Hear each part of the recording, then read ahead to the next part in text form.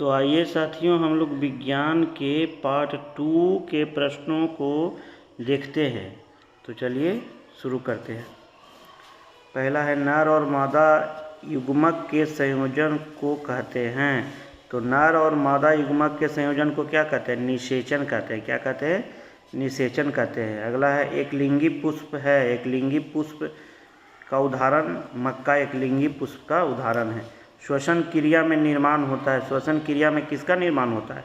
तो ये ऊर्जा का निर्माण होता है श्वसन की क्रिया में। ठीक है। श्वसन में शर्करा का क्या होता है? ऑक्सीकरण हो जाता है। ठीक है। अगला है, अमाशय में भोजन का पाचन किस माध्यम से होता है? अमाशय में भोजन का पाचन किस माध्यम से होता है? अम्लीय माध्यम से होता है। अंडाणु का निषेचन होता है। अंडाणु का निषेचन कहाँ होता है? फेलोपियन ट्यूब में होता है। अंडाणु का निषेचन कहाँ होता है? फेलोपियन ट्यूब में होता है।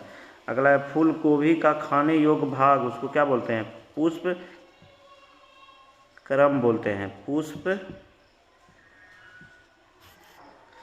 अगला है, कोशिका शब्द का निर्माण कहाँ होता है? किसने किया था? कोशिका शब्द का निर्माण रॉबर्ट हुक ने किया था। कौन किया था? Robert Hooke. चलिए अगला स्लाइड। अगला स्लाइड है, देखिए ये रहा अगला।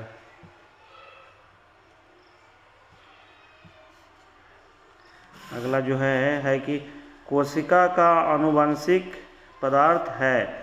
कोशिका का आनुवंशिक पदार्थ कौन है? तो उसका डीएनए है। अगला है, कोशिका का अध्ययन क्या कहलाता है? साइटोलॉजी। कोशिका के अध्ययन को साइटोलॉजी कहते हैं। अगला है, एंजाइम होते हैं। एंजाइम क्या होते हैं? तो वो प्रोटीन होते हैं। एंजाइम क्या होते हैं? प्रोटीन होते हैं। फिर है, डाई स्टेज एंजाइम का स्रोत है। डाई स्टेज एंजाइम का स्रोत क्या है? लार ग्रंथि है। ठीक है। अगला है, आंतरिक संक्रमण तत्वों की कुल संख्या कितनी होती है? 29 है। फिर है, उस विटामिन का नाम जो किसी भी मांसाहारी भोजन में नहीं मिलता है। उस विटामिन का नाम जो किसी भी मांसाहारी भोजन में नहीं मिलता है कौन है? विटामिन सी है। फिर अगला है, अंधापन किस विटामिन के कमी से होता है? अंधापन जो होता है किस विटामिन के कमी से होता है? तो विटामिन ए की कमी से होता है अंधापन। फिर है, कार्बन के 2 अपर रूप हैं। तो कौन कौन है? ग्रेफाइट और हीरा। कार्बन के 2 मुख्य अपर रूप कौन कौन है?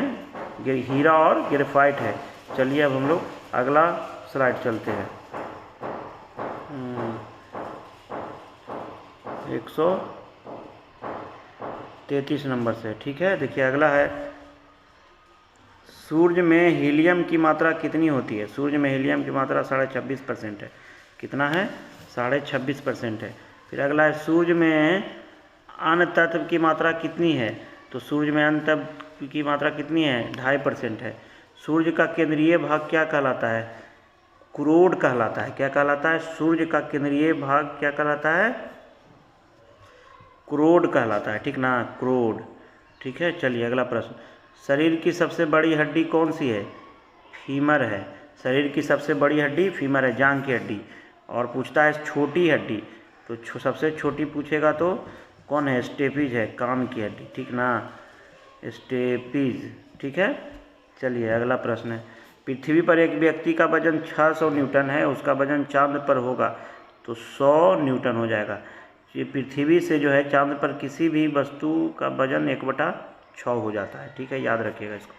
सोना का अपेक्षिक घनत्व होता है तो ये होता है 19.30। फिर है, ठोस कोण की इकाई है।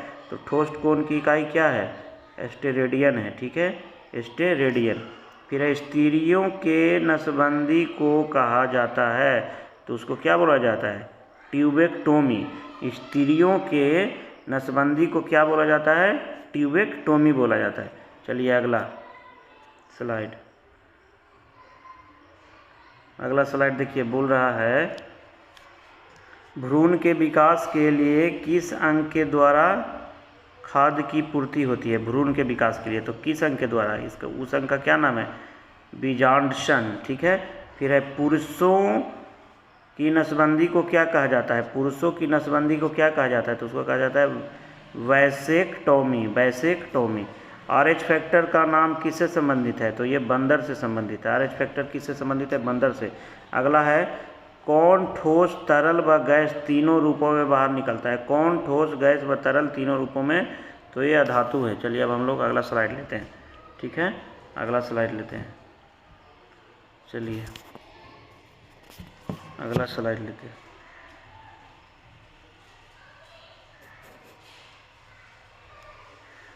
चलिए अगला स्लाइड है कि किसकी कोशिका के द्वारा रक्त में शर्करा के स्तर में वृद्धि का पता लगाया जाता है, तो कौन है? अग्न्यास है। फिर हवा की गति को मापने वाला उपकरण क्या है? एनीमोमीटर होता है। हवा की गति किसे मापा जाता है? एनीमोमीटर। पृथ्वी में सबसे सशक्त बल कौन है? तो ये है नाभिकीय बल। फिर है मनुष्य के रक्त, अगला है मनुष्य के रक्त में श्वेत रक्त कणिकाओं की कौन सी किस्म अधिक होती है? तो ये कौन सा होता है? न्यूट्रोफिल्स, ठीक ना, याद रखिएगा इसको, न्यूट्रोफिल्स जो होता है। फिर अगला मानव शरीर की किन कोशिकाओं में सबसे कम पुनर्नियोजन शक्ति होती है? तो ये होता है मस्तिष्क कोशिकाओं में, ठीक है। गर्भाशय में विकसित हो रहे भ्रूण को किस संरचना द्वारा पोषण मिलता है? तो ये मिलता है प्लेसेंटा द्वारा, ठीक है। चलिए अगला स्लाइड चलते हैं हम लोग। प्लेसेंटा द्वारा, अगला आ गया, अगला स्लाइड करा देखिए। वह रुधिर वाहिक कौन सी है जो जिगर को ऑक्सीजन जनित रुधिर ले जाती है? यकृत धमनी। कौन सा अंग ग्लाइकोजिन को ग्लूकोज में बदलता है और रक्त को शुद्ध करता है? यकृत। जब मानव हृदय में बाएं निलय का संकुचन होता है तो रक्त किसकी तरफ जाता है? महाधमनी की तरफ। वह लवण जिसके विलयन का पीएच मान 7 से कम है तो वो क्या हो जाएगा? अम्लीय हो जाएगा। और 7 रहेगा तो न्यूट्रल रहेगा, ठीक ना, न्यूट्रल, उदासीन। और 7 से अधिक हो जाएगा तो क्षारीय हो जाता है, ठीक है, बेसिक हो जाता है नेचर का, याद रखिएगा इसको, ठीक ना। चलिए अगला हम लोग चलते हैं। अगला है फलों का अध्ययन क्या कहलाता है? पोमोलॉजी। फलों का अध्ययन पोमोलॉजी। जीवाणुओं की खोज सर्वप्रथम किसने की थी? ल्यूवन हैक ने, ठीक है, ल्यूवेन हॉक ने जीवाणुओं की खोज। फिर अगला, जिन पौधों पर बीज बनते हैं किंतु फल नहीं उगते हैं उन्हें क्या कहा जाता है? जिन पौधों पर बीज बनते हैं किंतु फल नहीं लगते उनको कहा जाता है अनावृत बीजी। क्या कहते हैं? अनावृत बीजी। चलिए अगला स्लाइड चलते हैं। अगला स्लाइड है, पौधे में आवश्यकता से अधिक जल किस प्रक्रिया द्वारा बाहर निकाले जाते हैं? बाष्पो उत्सर्जन के द्वारा, ठीक है। निम्न में से किसे प्रकाश संश्लेषी अंगक कहते हैं? तो ये हो जाता है लीफ। लीफ बोले तो पत्ती, ठीक ना, पत्ती को बोले तो। पौधे में गैसों के आदान प्रदान के लिए रहते हैं रंध्र रहते हैं, छिद्र जिसको बोल सकते हैं, छोटा छोटा महीन एकदम।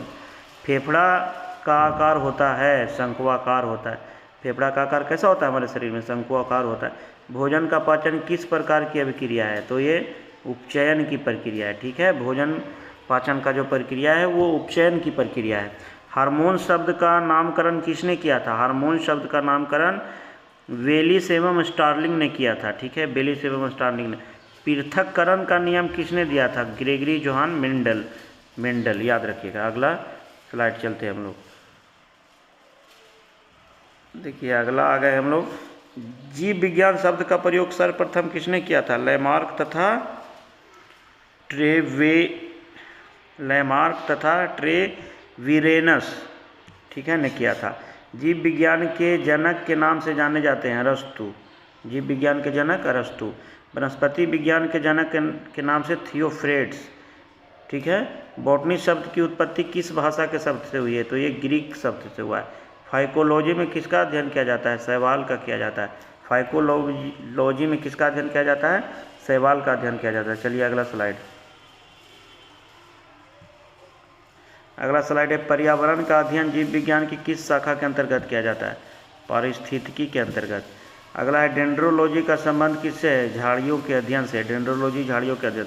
पुष्पों का अध्ययन क्या कहलाता है? एंथोलॉजी। पुष्पों का अध्ययन एंथोलॉजी। वनस्पति संवर्धन से संबंधित विज्ञान की शाखा को कहते हैं एग्रीकल्चर कहते हैं। वनस्पति संवर्धन से संबंधित विज्ञान की शाखा को एग्रीकल्चर कहते हैं।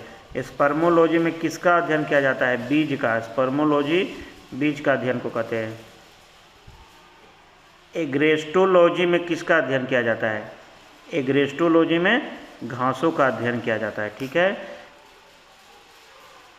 पीडोलॉजी में किसका अध्ययन किया जाता है? भूमि का। पीडोलॉजी में भूमि का। पौधों को नाम देने वाले विज्ञान को क्या कहते हैं? वर्गीकी कहते हैं। वर्गीकी कहते हैं इसको, अगला स्लाइड।